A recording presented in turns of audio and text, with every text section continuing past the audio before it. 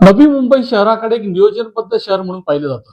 परंतु या शहरामधली वाढती लोकसंख्या पाहता आणि ज्या झपाट्याने लोकसंख्या वाढते, येणाऱ्या 10 ते 15 वर्षात काळात हे शहर बजबजपुरी होऊ शकतं.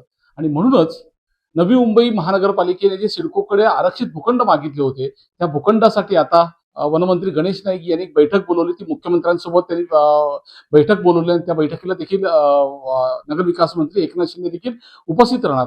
नक्की काय मागणी आहे आणि या शहरासाठी कोणते भूखंड मागितले ते आपण जाणून घेऊया. माजी खासदार आपल्यासोबत संजीवजी नाईक आहेत, आपण त्यांच्याशी बोलूया. सर, काय म्हणाल? काय नक्की तुमची मागणी आहे? या मागणीवर खूप वेळा वाद देखील झाला, राजकारण देखील झालं होतं. आता पुन्हा याला तोंड फुटलेलं आहे. एका बाजूला डीपी प्लॅन मंजूर झालेला आहे आणि तुम्ही ही मागणी करताय. नाही नाही, कसं आहे बघा, मुळामध्ये हे शहर राज्य सरकारच्या माध्यमातून सिडको हे नियोजन प्राधिकरण आणि या नियोजन प्राधिकरणामध्ये शेवटी या शहराची निर्मिती सिडकोने केलेली आहे. आणि या शहराची निर्मिती केल्यानंतर 1992ला जेव्हा महानगरपालिका आली, तेव्हा 92 ते 2026 ह्या शहरामध्ये 1 लाखाच्या लोकसंख्येपासून आता 20 लाखाची लोकसंख्या झालेली आहे, म्हणजे 20 पट झाली. त्यावेळेस प्रत्येक नियोजित शहरामध्ये गार्डन पाहिजेत, हॉस्पिटल पाहिजेत, शाळा पाहिजेत, रिक्रिएशन पाहिजे, हॉस्पिटल पाहिजे, म्हणजे ज्या सुविधा एका शहराला आवश्यक आहे त्या शहराचं नियोजन सिडकोने अगोदरपासून केलेलं आहे की इकडे हे असणार आहे, तिकडे ते असणार. परंतु मधल्या काळामध्ये काय झालेलं आहे की सिडकोमध्ये काही असे लोक त्या ठिकाणी आले की त्यांनी कुठल्याही प्रकारचा पुढचा भविष्याचा विचार केला नाही आणि ते भूखंड टेंडरमध्ये काढून टाकले, बिल्डिंगला देऊन टाकले, कमर्शियल देऊन टाकले. आणि झालं काय की नवी मुंबई महापालिकेला जनतेला जे भूखंड लोकांच्या हितासाठी, लोकांच्या उपयोगासाठी करायचे आहेत, त्या प्लॉट्समध्ये कमतरता येते आणि म्हणून अनेक वेळा संघर्ष झाला. मग तो पक्षीय हा विषय नाही. हे सभागृह, ही नवी मुंबई महापालिका जरी वेगवेगळ्या विविध पक्षाचे असले तरी या शहरासाठी सर्वांनी एकत्र काम या ठिकाणी वेळोवेळी केलेलं आहे. आणि म्हणून मागच्या काही महिन्यापासून माननीय मुख्यमंत्री साहेबांच्याकडे माननीय गणेश नाईक साहेबांनी विनंती केलेली आहे की आम्हाला या शहराच्या नियोजनाच्या अनुषंगानं 2-3 बैठका झाल्यात. मागच्या वेळेस आपल्याला कल्पना असेल की एकनाथ शिंदे साहेब मुख्यमंत्री स्वतः होते, तेव्हाही सुद्धा या संदर्भामध्ये बैठका झाल्या होत्या. आता माननीय देवेंद्र फडणवीस साहेबांनी सुद्धा नाईक साहेबांच्या विनंतीला मान देऊन या ठिकाणी सर्व लोकप्रतिनिधी, सर्व सिडकोचे अधिकारी यांच्याबरोबर एक बैठक वर्षा ठिकाणी झाली आणि त्याच्यामध्ये असा निर्णय झाला की लवकरच हे विषय संपवून ह्याचा जो नियोजन आराखडा आहे, शेवटी नियोजन आराखडा 20 वर्षातून एकदाच बनतो आणि आता हा अंतिम केल्यानंतर आता लोकप्रतिनिधी सरकार आता आलेला आहे. नगरसेवक सभागृहामध्ये ठराव काय मांडणार? आम्हाला ह्या गोष्टीची सुविधा पाहिजे, आम्हाला जनतेसाठी हे करायचं, ते करायचं. पण ते करणार कुठे? भूखंड आहेत पण हस्तांतर झाले नाही.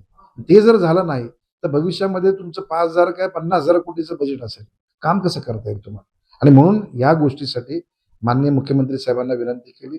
तसंच त्यांनी माननीय नगरविकास मंत्री एकनाथ शिंदे साहेबांनाही विनंती केली की हे दोन्ही म्हणजे नगरविकास खातं, सिडको, महापालिका आणि माननीय मुख्यमंत्री साहेब आणि लोकप्रतिनिधी असं बसून हा निर्णय झाला तर पुढच्या या आठवड्याभरामध्ये हा जर निर्णय झाला तर पुढच्या 5 वर्षामध्ये या शहरामध्ये जी आपण अडचण सांगितली की 3 FSI वरून 5 FSI झालेला आहे. इथे पार्किंग प्लाझा कुठे आहे?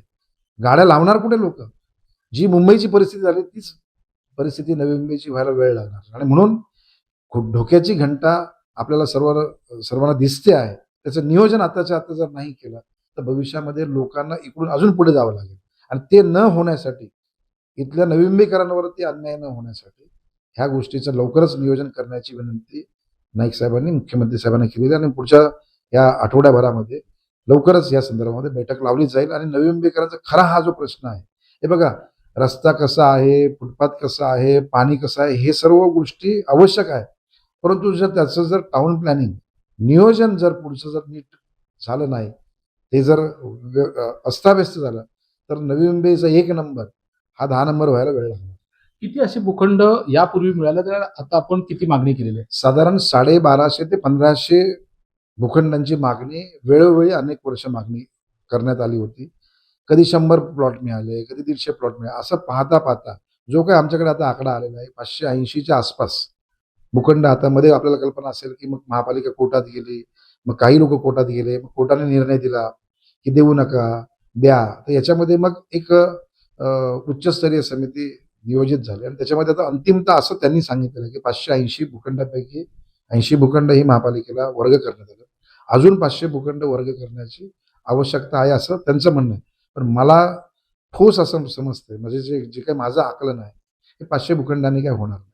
अजून 1000 भूखंडांची आवश्यकता आहे. जे आत्ता भूखंड खाली आहेत. नवीन नियोजनामध्ये आपल्याला कल्पना असेल की जेव्हा एखादं रिडेव्हलपमेंट होते, पुनर्निर्मिती होते, पुनर्निर्माण होतं, तेव्हा आता तुम्ही जर वरती हवेत जर जास्त एफएसआय घेऊन वरती गेला तर खालती एफएसआय उरतो. खालती मोकळा जागा राहते. तर अमलगमेशांनी काही भूखंड नवीन निर्माण होतात.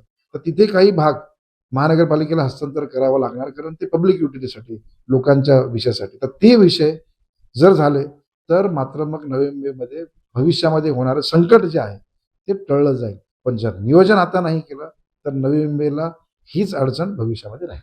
नक्कीच जर एवढे भूखंड मिळाले तरच नवी मुंबईचं जे नियोजन ज्या पद्धतीने नवी मुंबई आता आहे तीच नवी मुंबई 10 ते 15 वर्षानंतर अशाच पद्धतीने राहू शकेल. विनय म्हात्रे, न्यूज 18 मराठी, नवी मुंबई.